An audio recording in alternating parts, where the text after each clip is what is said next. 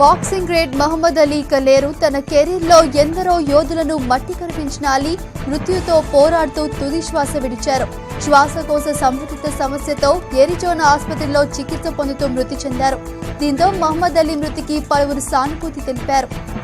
20వ శతాబ్దంలో top sports men లో ఒక్కడిగా అలీ గుర్తింపు తెచ్చుకున్న బాక్సింగ్ ప్రపంచాన్ని ఎదురు లేకుండా ఏలారు.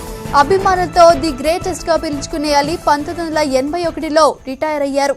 బాక్సింగ్ లో రికార్డు స్థాయిలో 56 విజయాలు, కేవలం 5 పరాజయాలతో కెరీర్ ముగించారు. 3 సార్లు హెవీవెయిట్ టైటిల్ ను సాధించారు. ఇక పూర్తి సమాచారాన్ని మా క్రైమ్ బ్యూరో ఇన్నారెడ్డిని అడిగి తెలుసుకుందాం. ఇన్నారెడ్డి, చెప్పండి, మహమ్మద్ అలీ మృతికి సంబంధించి డీటెయిల్స్ ఏంటి? తేజస్విని బాక్సింగ్ లో కింగ్ అయిన మహమ్మద్ అలీ 74 సంవత్సరాలు ఆయన చనిపోవడం జరుగుతోంది.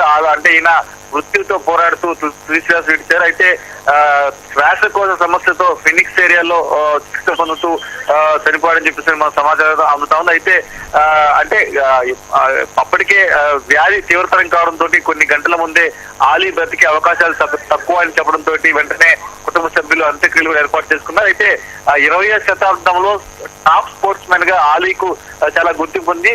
బాక్సింగ్ ప్రపంచంలో ఎదురు లేకుండా చాలా మందిని ఇన్స్పిరేషన్ ఇవ్వడమే కాకుండా ఆయన గ్రేటెస్ట్ గా మిగిలారు. అలాగే దీనికి సంబంధించి అంటే ఆలీ 1981లో రిటైర్ అయ్యారు. రికార్డు స్థాయిలో దాదాపు 56 విజయాలు సాధించి కేవలం 5 పరాజయాలతో కెరీర్ ముగించిన ఏకైక వ్యక్తిగా ఆలీని మనం పిలుచుకోవచ్చు. దాదాపు 3 సార్లు హెవీ టైటిల్ ను సాధించి అలాగే 4 వివాహాలు చేసుకున్న 9 మంది సంతానం చెప్పేసి తెలుస్తుంది. ఏదేమైనప్పటికీ 1942 జనవరి 17న లూయిస్ వెల్లీలో జన్మించడం జరుగుతా ఉంది. అదే 12 ఏళ్లకే బాక్సింగ్ కెరీర్ ఎన్నుకున్న ఆయన 22 ఏళ్లకే ప్రపంచ హెవీ బాక్సింగ్ ఛాంపియన్ అవ్వడం అయ్యాడని తెలుస్తా ఉంది. అయితే 1960లో ఆయన బాక్సింగ్ ప్రపంచాన్ని సాధించారు.